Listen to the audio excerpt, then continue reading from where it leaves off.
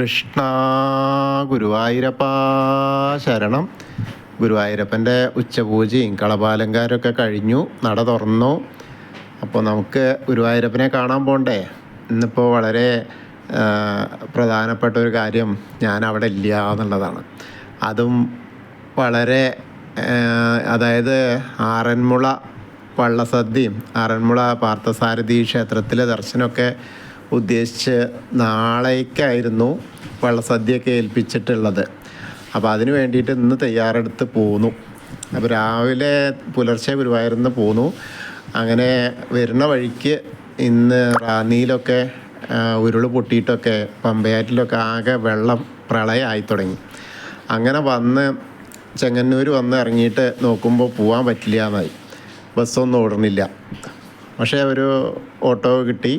ആ ഓട്ടോയിൽ അങ്ങനെ പോയി. പിന്നെ പോയിട്ട് അവിടെ എത്താൻ നേരത്ത് പിന്നെയും കിടക്കാൻ പറ്റില്ല, കാരണം ഒരു ഏകദേശം നമ്മുടെ കാലിൻ്റെ മുട്ട് വരെ വെള്ളം. അപ്പോൾ വെള്ളസദ്യ ഉണ്ട്, നാളത്തെ വെള്ളസദ്യ ക്യാൻസൽ ചെയ്തു, ഇന്നത്തെ വെള്ളസദ്യ ഉണ്ട് എന്ന് പറഞ്ഞു. ശരി, എന്തായാലും പോവാമെന്ന് പറഞ്ഞിട്ട് അങ്ങനെ പോയി. എന്താ പറയുക, ഗുരുവായൂരപ്പനും പാർത്ഥസാരഥിയും ഒക്കെ നമ്മളെ സഹായിച്ചു എന്ന് തന്നെ പറയാം. എല്ലാം ഒന്ന് തന്നെയാണല്ലോ. വെള്ളസദ്യ കഴിക്കാൻ പറ്റി, അവിടുത്തെ വിശേഷങ്ങൾ അറിയാൻ പറ്റി, ദർശനം കിട്ടി. വളരെ സന്തോഷമായുള്ള ഒരു കാഴ്ചയായിരുന്നു. അപ്പോൾ എന്തായാലും ഞാനിന്ന് നിങ്ങളെ കൂടെ വന്നിട്ട് തൊഴുകയാണ്, നിങ്ങളെപ്പോലെ തന്നെ. കാരണം ഞാൻ അവിടെ വന്ന് തൊഴണില്ല, നമ്മളൊപ്പം തൊഴുന്നു. അങ്ങനെ നമ്മൾ സാധാരണ പോകുന്ന പോലെ ആദ്യം തന്നെ കിഴക്കേ നടയിൽ വന്നിട്ട് മഞ്ജുളാലിനെ ഒന്ന് പ്രദക്ഷിണം വെച്ച് വരാം. വെങ്കല ഗരുഡ ശില്പവും അതേപോലെ കുചേലൻ്റെ ശില്പമൊക്കെ കണ്ട് തൊഴുത്, അത്തിമര ഗണപതി ക്ഷേത്രത്തിലും വന്ന് ഗണേശനെ കണ്ട് തൊഴുത് നേരെ ഗോപുരവാതിൽ കടന്നകത്ത് വന്ന് കൊടിമരവും അതേപോലെ വലിയ വലിക്കല്ലും ഗജരാജൻ കേശവൻ്റെ 2 കൊമ്പുകളും നടുക്കള ലക്ഷ്മി ദേവീനൊക്കെ കണ്ട് തൊഴുത് നേരെ വാതിൽപ്പടി കയറുക. വാതിൽപ്പടി കയറുമ്പോൾ ഇടതുവശത്തെ മേൽപ്പത്തൂരിൻ്റെ പീഠവും ഗടാവൾക്കൊക്കെ കണ്ട് തൊഴാം. പിന്നീട് നമ്മൾ നേരെ ഭഗവാന്റെ ശ്രീലകത്തേക്ക് നോക്കുക. അങ്ങനെ ശ്രീലകത്തേക്ക് നോക്കുമ്പോൾ ഒന്ന് കാണുന്ന കാഴ്ച, ഉണ്ണിയുടെ ഇടത്തെ കാലിങ്ങനെ കുറച്ച് പൊന്തിച്ച് വെച്ചിട്ടുണ്ട്. വലത്തെ കാല് മുകളിലേക്ക് ഇങ്ങനെ പിടിച്ച് വലത്തെ കാലിൻ്റെ വിരൽ വായിലാക്കിയിട്ട് കഴിക്കുകയാണ്, കുടിക്കുകയാണ്. പാവം ഒന്നും കിട്ടിയിട്ടില്ല എന്ന് പറഞ്ഞിട്ടാണ്. അപ്പോൾ നോക്കുമ്പോൾ കാൽത്തളകൾ കാണാണ്ട്. വേറൊരു രസം എന്താ വെച്ചാൽ ഇന്ന് പൊന്നുണ്ണിക്കണ്ണൻ പട്ടുകോണം ഒന്നും എടുത്തിട്ടില്ല കേട്ടോ. എന്താ പറയുക, ഉണ്ണിക്കണ്ണൻ്റെ എല്ലാം കാണുന്നു. അങ്ങനെയാണ് അയ്യേ എന്ന് പറഞ്ഞ് കാണാം. അങ്ങനെ ആ ഒരു കാഴ്ചയാണ്. അങ്ങനെ അരമണി കിങ്ങിണിയൊക്കെ കാണാണ്ട്.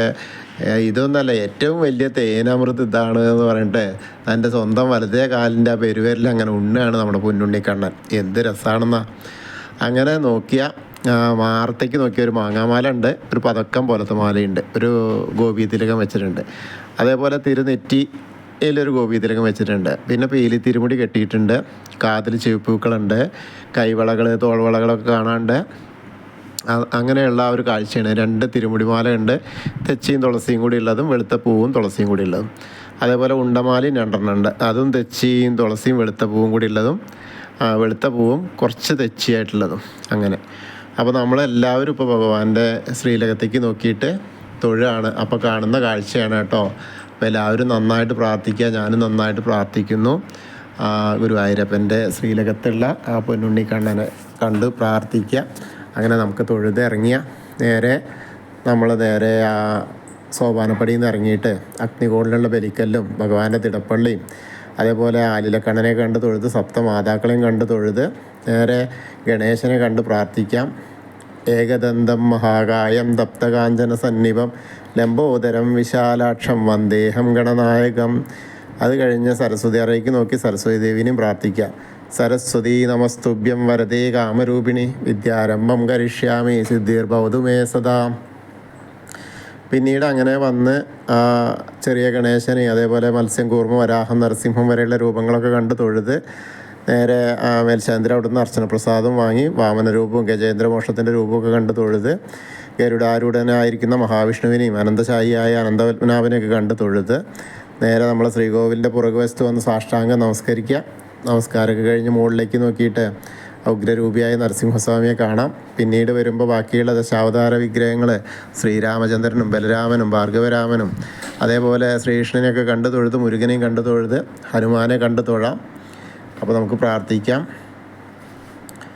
ത്വമസ്മിൻ കാര്യനിര്യാഗേ പ്രമാണം ഹരിസത്തമ ഹനുമാൻ യജ്ഞമാസ്തായ ദുഃഖക്ഷയകരോഭവ മനോജവം മാരുതതുല്യവേഗം ജിതേന്ദ്രിയം ബുദ്ധിമതാം വരിഷ്ഠം വാദാത്മജം വാനരയൂതമുഖ്യം ശ്രീരാമദൂതം ശിരസാ നമാമി. ബുദ്ധിർബലം യശോധൈര്യം നിർഭയത്വം അരോഗത അജാഡ്യം വാക്പടുത്തം ഹനുമസ്മരണാത് ഭവേത്. ഓം നമോ ഭഗവതേ ആഞ്ജനേയായ മഹാബലായ സ്വാഹ. അത് കഴിഞ്ഞ് രാധാകൃഷ്ണ വിഗ്രഹവും കാളിയമർദ്ദന രൂപവും വെണ്ണക്കണ്ണനെയൊക്കെ കണ്ട് തൊഴുത് ഓവിൻ്റെ അവിടെ വന്ന് പ്രാർത്ഥിക്കാം. തൊട്ടടുത്തുള്ള താമരക്കണ്ണനെ കണ്ട് തൊഴാം.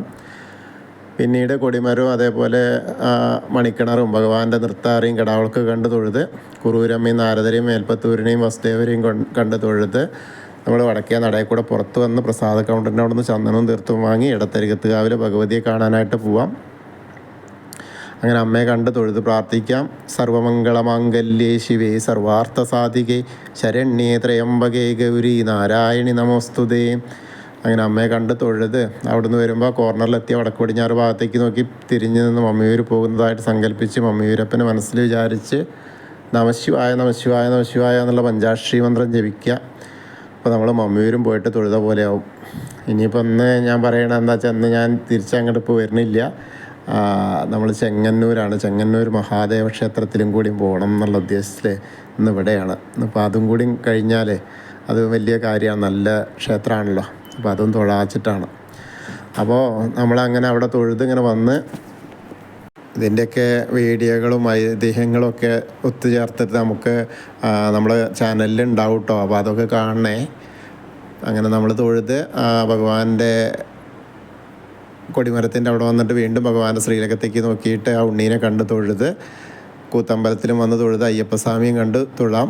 ഭൂതനാഥ സദാനന്ദ സർവഭൂതദയാപര രക്ഷ രക്ഷ മഹാബാഹു ശാസ്തേ സ്തുഭ്യം നമോ നമ.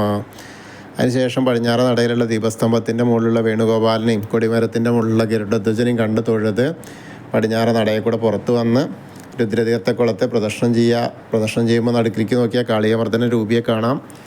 പിന്നീട് നമ്മൾ നാരായണാലയത്തിൽ വന്നിട്ട് പൂന്താനം തിരുമേനി പൂജിച്ചിരുന്ന ഉണ്ണിക്കണ്ണൻ്റെ വിഗ്രഹം കണ്ട് തൊഴുത് ഭഗവതി നടയിലും കിഴക്കേ നടയിലും വന്ന് അതേപോലെ തെക്കേ നടയിൽ വന്ന് കൂവളത്തെയും പ്രദർശനം ചെയ്യുക. പ്രദർശനം ചെയ്ത് മഹാദേവനെയും പാർവതി ദേവീനെയൊക്കെ മനസ്സിൽ വിചാരിക്കുക. അപ്പോൾ നമ്മൾ ഇന്നത്തെയും ഗുരുവായൂരപ്പൻ്റെ ഉച്ചപൂജയും കളപാലങ്കാരമൊക്കെ കണ്ടു തൊഴുതു. എല്ലാവർക്കും ആ ഗുരുവായൂരപ്പൻ്റെ അനുഗ്രഹം ലഭിക്കും.